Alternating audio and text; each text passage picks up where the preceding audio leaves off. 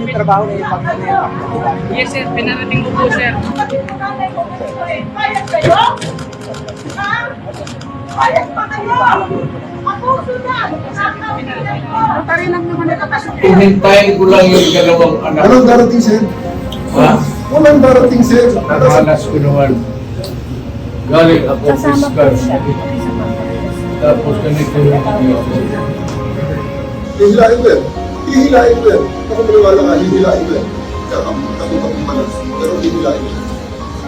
Lawyer, ba't mo hawakan?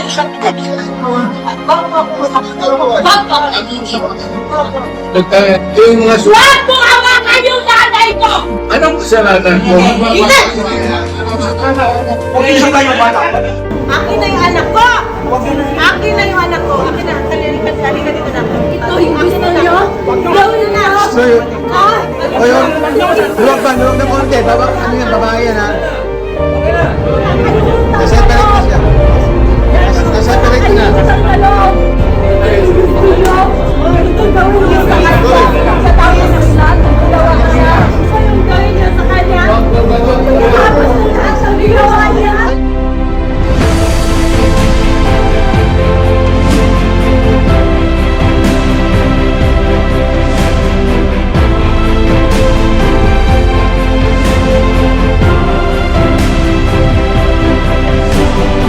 There is a time to be great, kagaya ko.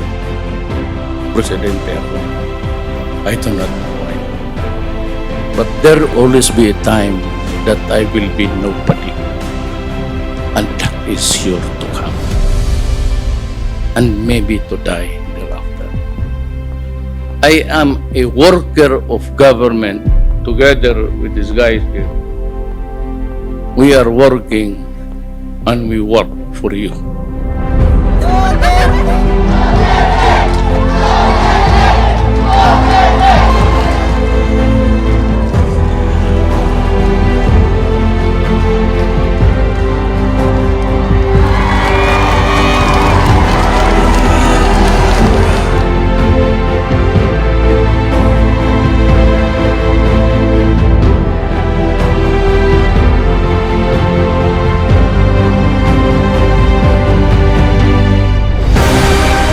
Kami po mula po noong nangangampanya siya mula 2015 hanggang ngayon ay talagang sinusuportahan namin si Pangulong Duterte.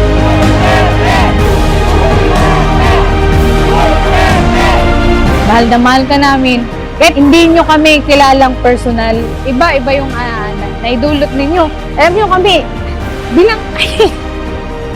bilang kami mga maliliit na tao, mga normal na Pilipino, mga Pilipino na nasa laylayan na totoong nakakaranas po ng hirap na buhay, yung mga taong totoong naging biktima po ng droga.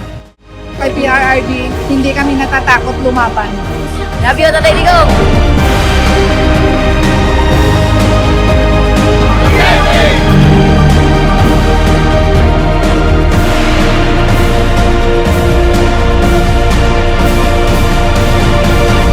Maraming salamat po, Tay. Maraming salamat po sa lahat ng paggabay. Hindi niyo po kami pinabayaan. Lahat po ng kabutihan po ninyo will never be forgotten. Asahan po ninyo ng inyong kapulisan ay mananatiling naririto upang magbigay po ng serbisyong tama para po sa ating mga kababayan. On behalf of the 225,000 men and officers of the PNP, we would like to render our snappiest salute to the Commander-in-Chief. Maraming salamat po, Tay, sa lahat po ng tulong ninyo sa PNP.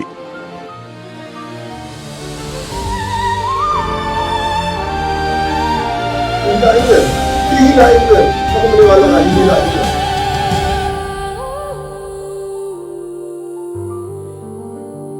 Ito yung gawin niyo sa kanya? Tapos ang ginawa niya? Ay, pagsamahin niyo na ako. Ayun ba yung anak ko?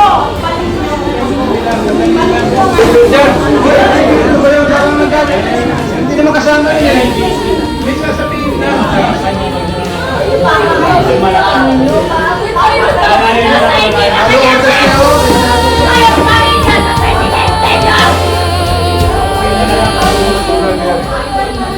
Sinuko nila.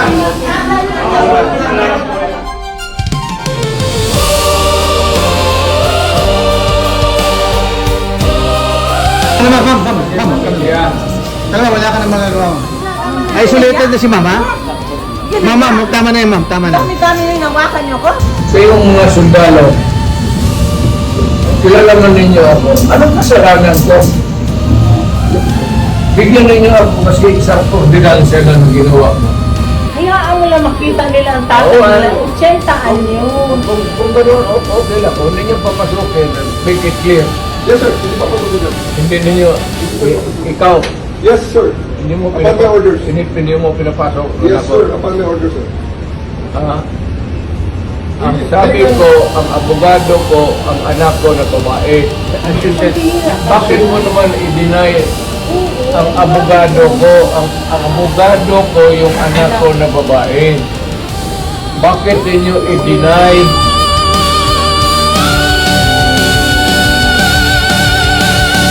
So the lawyers are witnesses. You can always file me. You have to kill me. It's not our intention. You have to kill me to bring me to Hague. It's not our intention, sir. It's not our intention. It's not our intention. It's not our intention, sir. Please, you know that it's not your duty. Okay? Lalayan lang si Presidente. Bitawan mo ako. Ayun, sir. Bitawan mo lang ako. Artist ako. Bitawan mo ako. You have the right to remain silent. Everything you say can and will be used against you in the court of law. You have the right for an attorney. If you cannot afford an attorney will be according to you. Do you understand this, right? You are under arrest for obstruction of justice 1829, sir. Let's go. What's up, please? What's up? What's up?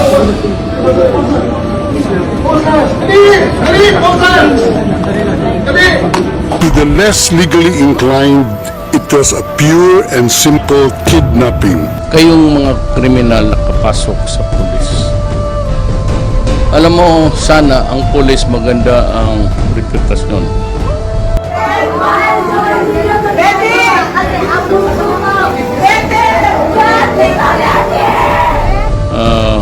They have improved on their image a lot. Tumaas na yung respeto ng taong bayan sa ating mga pulis. Walang tuwas na respeto. Dahil kahit ikaw ay hindi nila ginalang, the system betrayed us. The system betrayed you.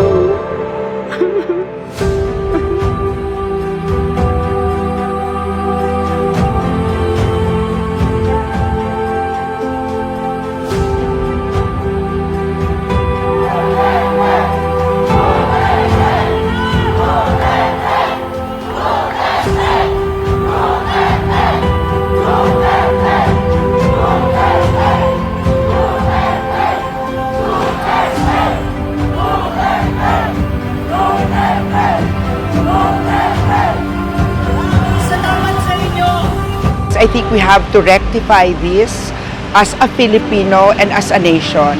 I am a citizen of this country, a former president, and you show me a piece of paper and you're asking me to go with you? Where are you bringing it?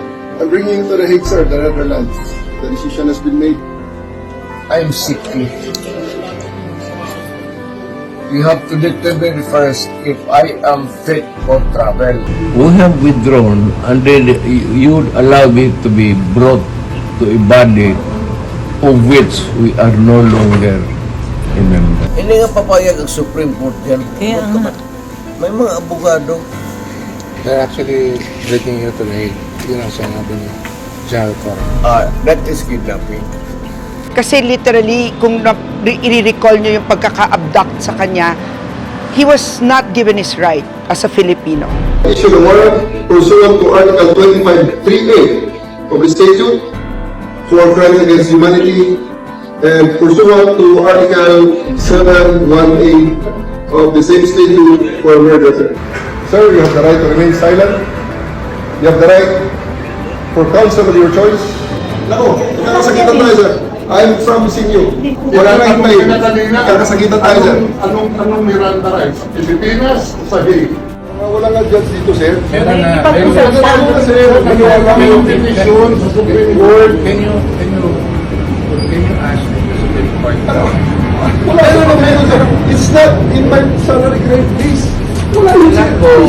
Alam punta dito. Sir President, hindi darating yun. Kasi hindi mangyayari Bigyan yun. mo ng pagkakataon. Kasi ayaw na mangyayari yun. Magdadala ng galit. Ayaw niyong makasukin. Ayaw niya mapasugin. Grabe, deprivation naman. Abuso naman yan. His rights were read. He was brought to the holding area. He asked for lawyers. We provided and gave them access. Hindi ninyo, ikaw, Yes, sir. hindi mo Upon my orders. hindi mo pinapasok. Yes, sir. Upon my orders, sir. Ang sabi ko, ang abogado ko, ang anak ko na babae, They can visit you at your detention center. allow me to consult my lawyer who is my daughter.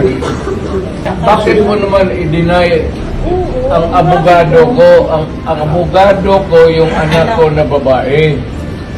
Bakit ninyo i-deny? Ikaw ho ba nagplano ng lahat ng ito? Hindi naman. It was a group effort. Secretary Chidoro was there. Secretary Amiong was there too. And the President and I.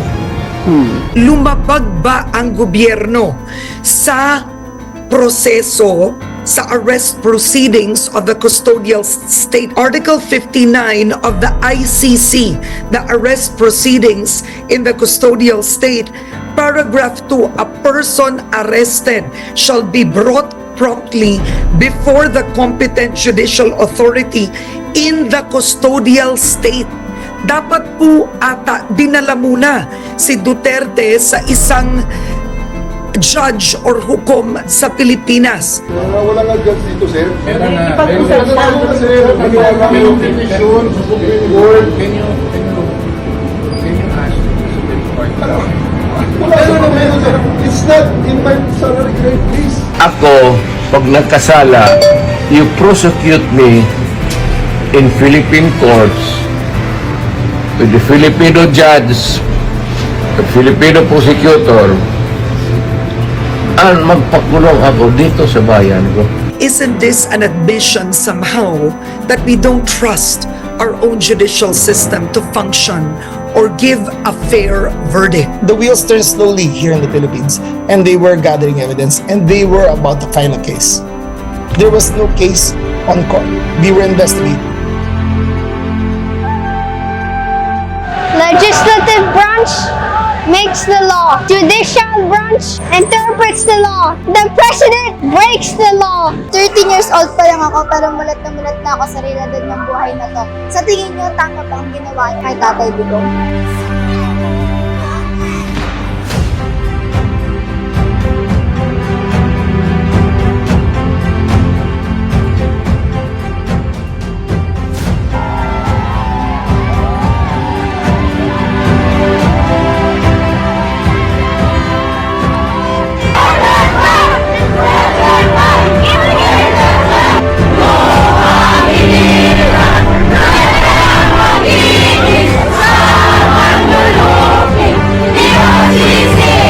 Ako ay Pilipino.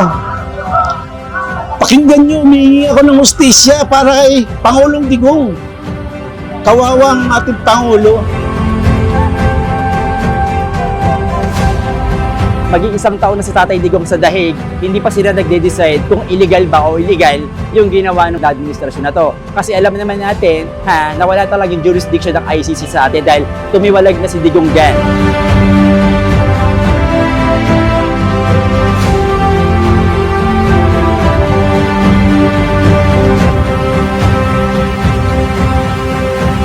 Tayo ay may sariling soberanya. Tayo ay may sariling batas. Tayo ay may mga hukom dito na sila dapat mag-usig. Hindi yung sa ibang bansa. Wala silang kinalaman dito. Ito ay paglabag sa ating mga karapatan. At ito po ay walang due process of law. At ito po ay hindi nararapat sa konstitusyon ng bansang Pilipinas. Against po sa konstitusyon ng ating bansa ang pagpapadala sa kanya sa dahig. Dahil wala naman po siyang nilabag na kasalanan.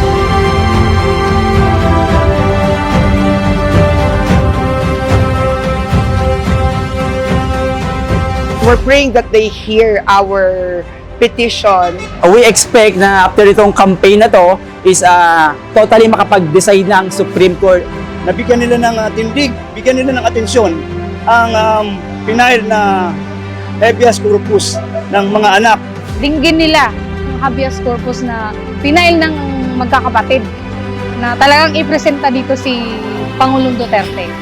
Dapat sila ang manindigan na ipaglaban ang karapatan ng ating dating Pangulong Best President Rodrigo Roa Duterte. Dahil sila ang mga hukom at sila ang mga edukado, sila ang nakakaintindi ng batas ng local court natin. Kayo lang po ang makakapagbigay ng sagot kung tama ba po ang ginawa kay former President Rodrigo Duterte.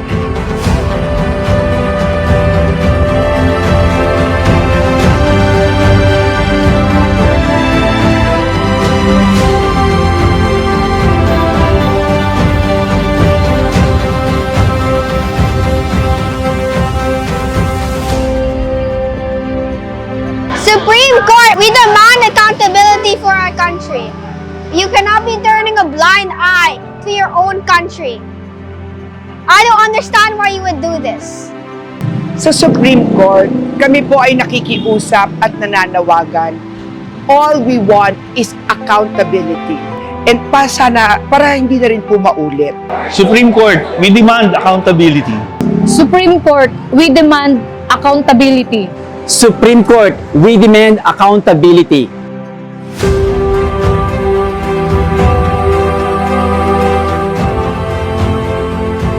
Na he's still fighting. The message is to us, to the Filipino people. He's fighting for the wrong, the grave wrong that has been done to him. He, himself, his voice, his letter, his signature have been able to peddle all of the bars the ICC has put into him. It's as though he got out of jail just to tell us, fight for me. To fight for me, you need to fight for Inday. Ako ay isang Pilipino, humihingi ng hustisya para kay Rodrigo. Ako ay Pilipino, humihingi ng hustisya para kay Rodrigo.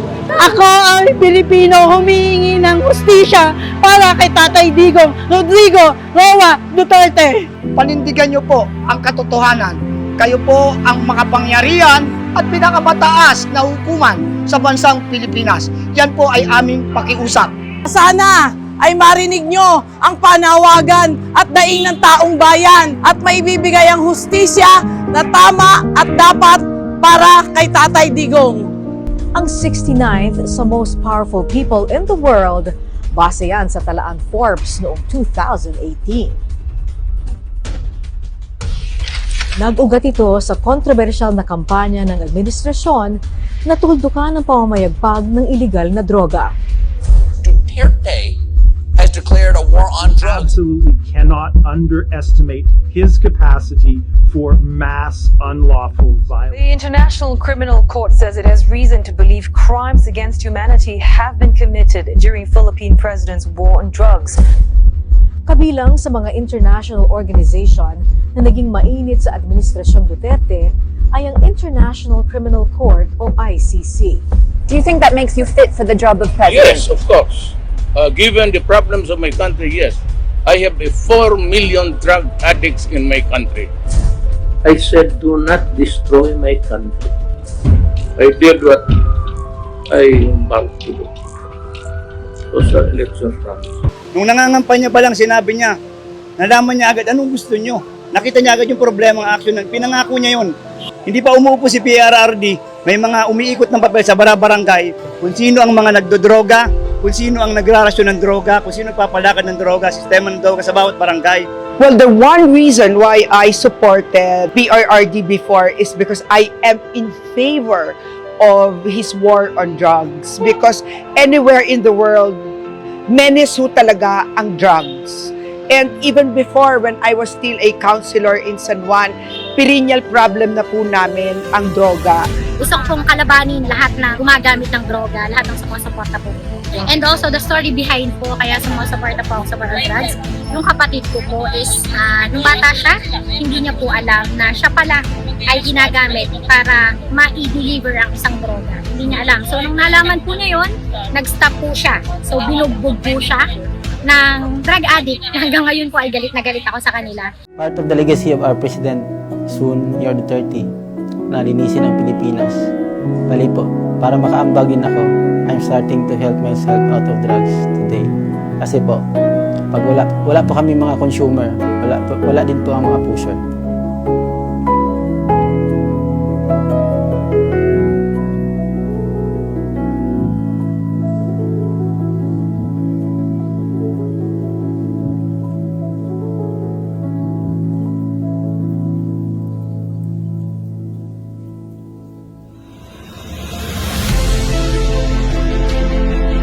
Kaya bago pa mangyari yun, ulitin, pasurrenderin natin sila. Nakaintindihan mo ba tayo?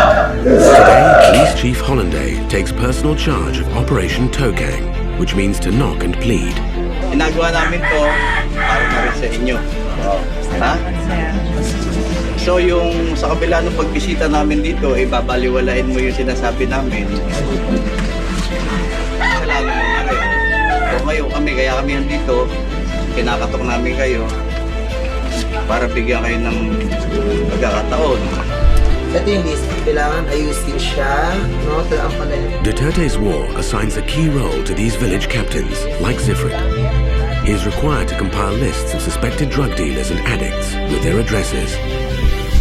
When the new president assumed this office, there was a mandated law that all the village captain in the Philippines, primarily here in Marikina and in my barangay or village, must do some actions on what to do for those people who are into drug addictions or into bad vices. Pabor ako sa war on drugs ni PRRD kasi ang pamilya namin, pamilya ko mismo, ako mismo, naranasan ko kung gaano karumal-dumal ang naging broken family kami dahil yung mga magulang ko na involved sa droga. Kaya galit na galit ako dyan sa droga na yan. Kaya pabor na pabor ako sa war on drugs si Digong. Malaki ang pinagbago sa panahon ni Digong. Ang kapayapaan, peace of mind, nakamit namin. Kaming mga mahihirap, na ultimo lang ang kita. Natikman namin ang pinagpagura namin. Especially kapag madaling araw, wala na po kami pangamba na kami mapapahamak. Talagang nagbabantay 24/7 ang ating mga kapulisan bilang pagsunod sa utos ng ating Pangulong Duterte. Well, the war on drugs of the former president, I was very much in favor of it. Let's admit, it wasn't perfect, but there was an attempt to do something about the pernicious and pervasive negative effects of the use of illegal drugs. It's a business.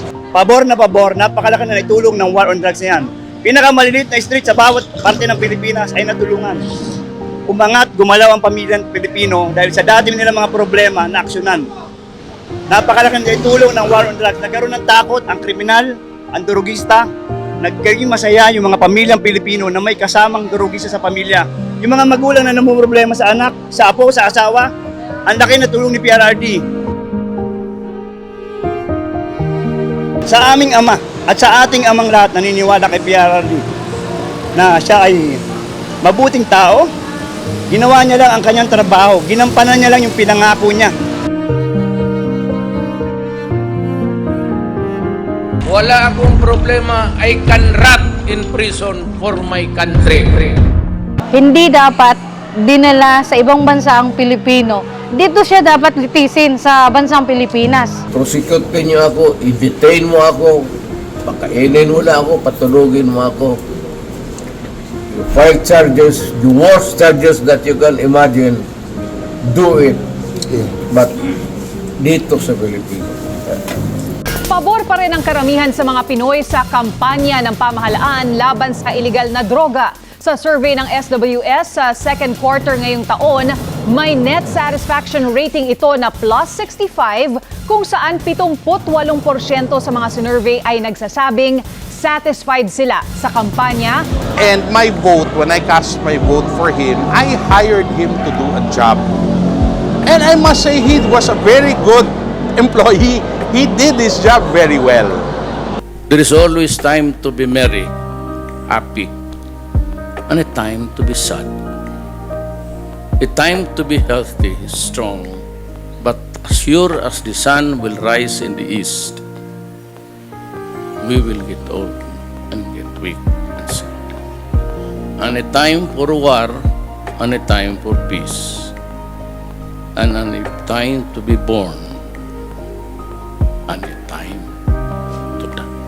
Well, I can only promise you what government can do in times like this. We all share the grief.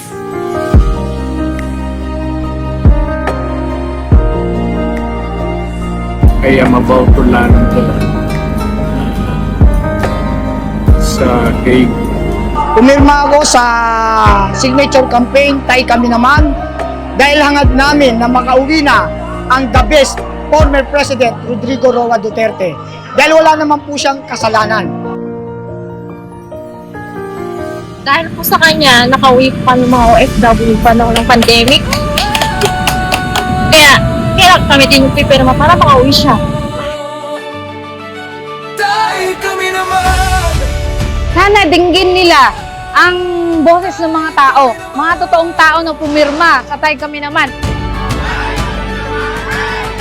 Tinawid namin ang Tay Kami Naman na wala kaming ibang kabalikat kundi ang mga kapwa namin vlogger. Para po kay Tatay Digong, para po makalaya na po. Tay Kami Naman ngayon at bukas, isang puso, isang lakas. Kung ikaw ang tumindig para sa bayan, ngayon ang bayan ang sasama sa iyo. Tay Kami Naman, Tay Kami Naman, bringing us sabay-sabay. Luzon, Visayas, Mindanao, isang sigaw. Nilibot namin ang buong Pilipinas. Yung mga kasama po namin dito, naglaan ng kanilang oras, naglaan ng kanilang panahon, pera, para ipaglaban kung ano ang tama. Ngayong araw na ito, 162,561 na Pilipino ang nanindigan at nagsusumamo sa Supreme Court na magdesisyon na sila sa mga habeas corpus cases ni PRRD dahil hindi tama ang ginawa kay PRRD. Well, pumirma po tayo rito, gaya ng mga ibang ordinaryong Pilipino na nalungkot sa pag-kidnap nila kay Tatay Digong. So, what is the law and what is the crime that I committed? Apparently, I was brought here not of my own volition. So you have to answer now for the deprivation of liberty. Maraming salamat sa inyo sa pagpapakalat ng advokasiyang ito. They have kidnapped former President Rodrigo Duterte. 8 in the morning in The Hague at kami ay nakahanda na para pumunta sa ICC ground. Nandito kami para ipakita ang aming taus-pusong suporta para sa kay former President Rodrigo Duterte. You will just have to kill me kung hindi ako papayag. Yung ginawa kay PRRD, marami tayong magtatanggol sa kanya. May magsisignature campaign sa kanya, may tatayo para sa kanya. Pag hinayaan natin na walang gagawin ang ating gobyerno para kay PRRD, sino ang titigil? Pag ikaw ang nawala, pag ang pamilya mo ang nawala. Maganda naman ang kanyang hangarin sa bansa natin. Sana naman lumambot ang inyong mga puso. We need former President Rodrigo Duterte to come back to the Philippines. Tay, laban pa. Darating din ang araw. Makakamit din natin ang ustisya. Hindi nga papayag ang Supreme Court dyan. Kaya nga. May mga abogado. Sa Supreme Court, alam nyo naman yung tama na hindi dapat si tatay kinidnap. Kinidnap siya sa Villamor. Nandun kami. Kaya dapat pakawalan na si tatay sa ICC. Kaya kailangan namin siya dito. Para sa bayan, para sa Pilipino. Sa lahat ng Pilipino na naniniwala na mali ang ginawa kay PRRD, udyukan natin ang Korte Suprema, magmakaawa tayo sa Korte Suprema. Tuloy-tuloy tayo mag-file ng ating manifestasyon, ihatid natin sa kanilang katotohanan na nakikita natin ang mali at nagsusumamo tayo sa Korte Suprema na protektahan ang karapatan ng bawat individual na nandito. Supreme Court seeks and demands an answer. Bahala ang Diyos. Hindi siya natutulog. Ibabalikan namin sa Pilipinas! Hindi namin nakalaan na mamatay ka sa ibang bansa! Mahal na mahal ka namin, Tatay Digong! We love you! Dito kami para sa'yo! Alam namin, mahal na mahal mo kami. Mahal na mahal ka rin namin. We want Rodrigo Duterte back in Davao. Please bring PRRD back home. Nagpalakas ka. Basta't araw-araw pinagdadasal ka namin na makauwi ka. Tay, ito ginagawa namin para sa'yo kasi kailangan ka namin eh. Makatatag ka lang dyan ha. Kasi nandito kami para sa'yo. Gagawin namin yung part namin at makauwi ka na. Salamat tay. Salamat. Tuloy-tuloy po ang signature campaign at inaasahan po namin na mga kababayan namin na hindi pa nakakapirma ay sasama sa atin para manindigan. Ito ay hindi lang para kay PRRD, ito ay para sa kinabukasan ng lahat ng kapamilya natin at ng mahal natin sa buhay.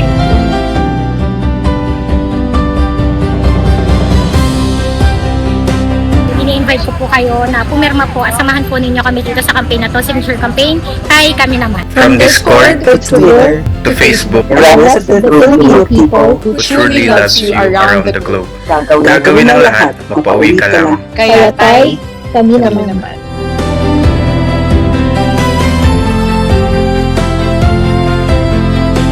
Kaninyo, Apo, magpabiling saludo. I will remain your